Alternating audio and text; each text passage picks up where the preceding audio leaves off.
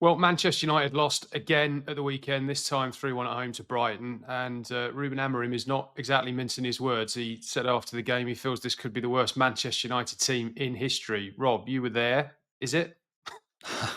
Well, according to some stats, it is. The worst start to a home season in 130 years.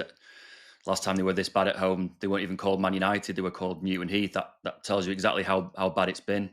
Um, I thought that Ruben Amorim was quite calculated after the game. He was obviously well aware of all these stats that were doing the rounds. I mean, I'm sure we've all been there at games where you're sort of digging through the record books to look at the last time it was this bad, and Ruben Amorim was well aware of all that because he actually said, "I know that we're setting bad records." And then he came out with that quote that maybe that we're the worst Man United team in the club's history. And whether he actually believes that or not, I'm not entirely sure. But I think that he's well aware that the fans don't want to hear a load of excuses. I thought the most damning thing about the Brighton game was it was entirely predictable. I was at that Southampton game on Thursday, and even though they won 3-1, they were so poor. You just had to listen to the Man United fans leaving the stadium because they were all worried, even at that point, about what might happen against Brighton. They were all saying, if we play like that against Brighton, they're going to turn us over. And that's exactly what happened. And there was almost an air of kind of resignation about the place on Sunday. The first goal goes in that Brighton score after 4 or 5 minutes, and you can feel the kind of energy sort of draining away from the stadium again. And it's been like that for weeks now. That they keep conceding the first goal in home games. They let opposition teams get all over them. They don't seem to be able to function when they're asked to kind of play on the front foot and attack teams, in a way that they probably aren't expected to do that in those good performances against Liverpool and Arsenal. And there's a real sort of worry now about around Man United and the fan base and things because no one really knows whether Amorim is the right fit or not.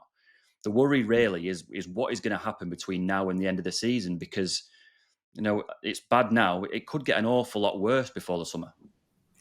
I think for me, it's not the worst United team ever, clearly, because listen, they were relegated 51 years ago and they were relegated second bottom of the old top division. So there has to be some historical perspective here that this isn't the worst Man United team. But I think the three of us will probably say it's the worst team of the Premier League era, and that's going back to '92 by some distance. I mean, the stats show that.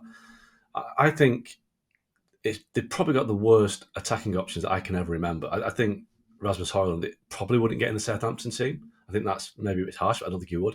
I think Joshua Zirkzee might, but that is the level you're at. And if you're Man United, the issue when they're playing at home is that they have no threat. So that's why teams like Brighton and Bournemouth and Newcastle can go there and play quite freely because they know there's no threat on the counter attack. So they're toothless, and that is the issue for me. They haven't for years now invested in a top quality centre forward. I guess Romelu Lukaku was the one that they signed.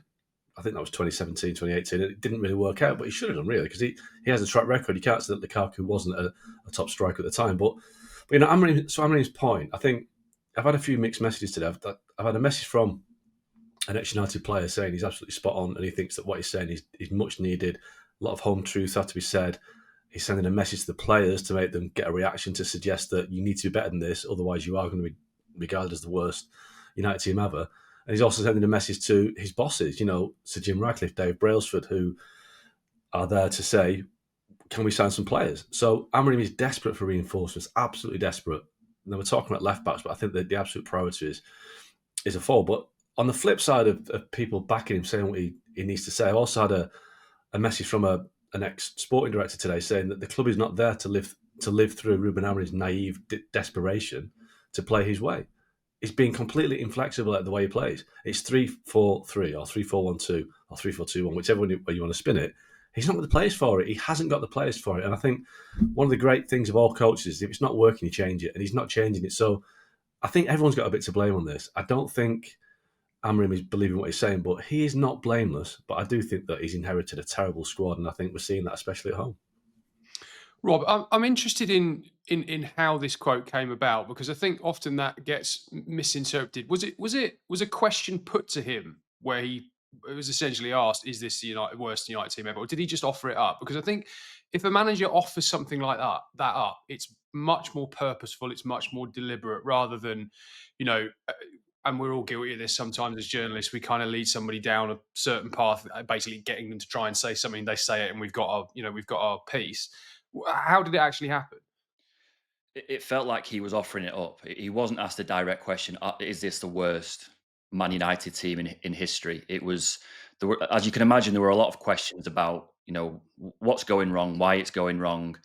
Did he know that, this is a worse start at home in 130 years, all that kind of thing. But it felt like it almost felt pre-planned. No, obviously only Ruben Amorim will know that, but part of me felt like it was almost a little bit of a deflection, almost, that he actually said, maybe we're the worst team in United's history. There's your headline, as if to say that's what I want all over the back pages of the papers tomorrow morning. And clearly he's got his way, because if you're a Man United manager and you say that, you know exactly what you're doing. I think there's, Mark is Well, is right. he that clever though, Rob? Is he that cute about it? I mean, I know he's not a novice, but he's only 39. He's only been in the country a couple of months. Do you think he would understand that, or do you think that is, as Mark was alluding to, is that a bit of naivety, perhaps, as has been suggested in some quarters? Yeah, I mean, I suppose that is the big question, and maybe the journalists who followed him at Sporting Lisbon will know more than us about whether he was that kind of manager. And we've all dealt with managers like that, haven't we? Where we know that they know exactly what they're saying, the exact timing, and they do it for a very specific reason. Now, I'm not going to pretend that I've watched all Amorim's sporting press conferences, but I have been in every single one of his United ones, and he hasn't struck me as a type to be that kind of quotable in the way that you would expect with Mourinho, to be really kind of biting sometimes with what he says. He has occasionally said things that made you feel like he knows the value of a quote. The quote about the storm is coming before the Arsenal game, that felt very pre-planned. And again, it wasn't in direct answer to a direct question to him. It felt like, they'd come off the back of that win over Everton. He was slightly concerned about maybe what people were saying about his team and him as a manager. They were going to Arsenal, and he said, "The storm is coming. Don't get ahead of ourselves." And he knew full well that particular quote was going to be across all the back page, and it was going to be variations of storm in the headlines and all that. And listening to him yesterday, it felt the same kind of thing, that he knew full well what he was saying, and that the impact he wanted it to have. And then you have to look at what he's hoping to get out of it. And I think Mark is probably right. You're talking to the players through the media, you're talking to your bosses, because no one wants to be remembered as part of the worst ever Man United team, do they? And whether they are or not now, they will be remembered as the team that their manager said, we may be the worst Man United team in history. That's not going to go away now. Rob, I think as well. I think he's clever. You could argue that he's been too clever at times, but I think he's clever and smart. I think he's tapped into what the fans are thinking. I think he knows that the fans have got a real downer on the players, massive downer on the players, and a downer on the owners. So he's saying things that the fans are saying. But I think sometimes as a manager, you kind of have to be careful, because he is being very blunt. And I think I don't know why he said it. I don't know anyone has come up with a credible theory as to why he said it, but he's got to be careful, because if he's saying things like that, he's putting pressure on the owners to make change. And at some point, the owners are going to think, well, you can't come in and say everything's really bad.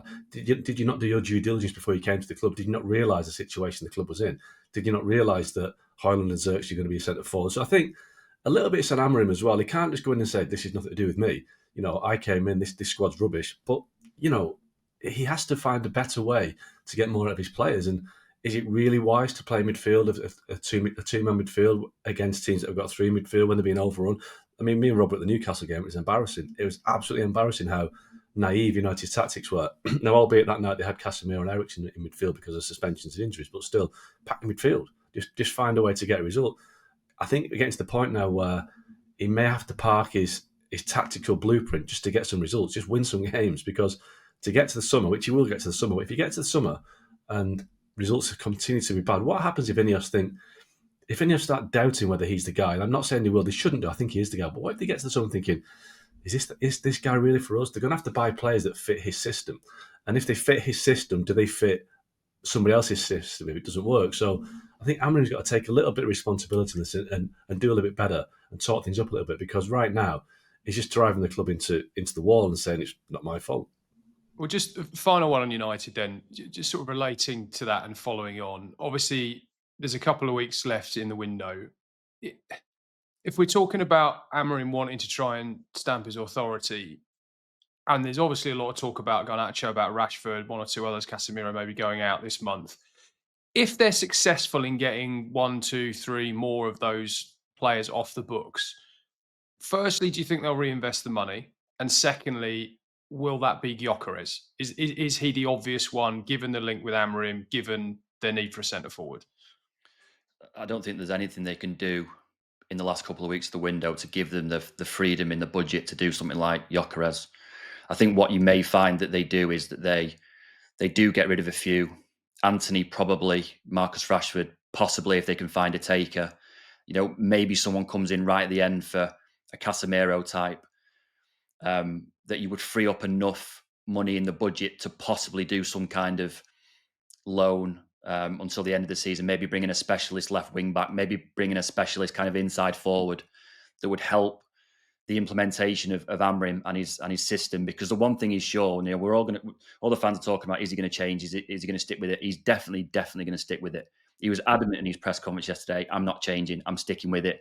For better or for worse, he's sticking with it. And if he's going to do that, he needs specialist players who know how to play in that system.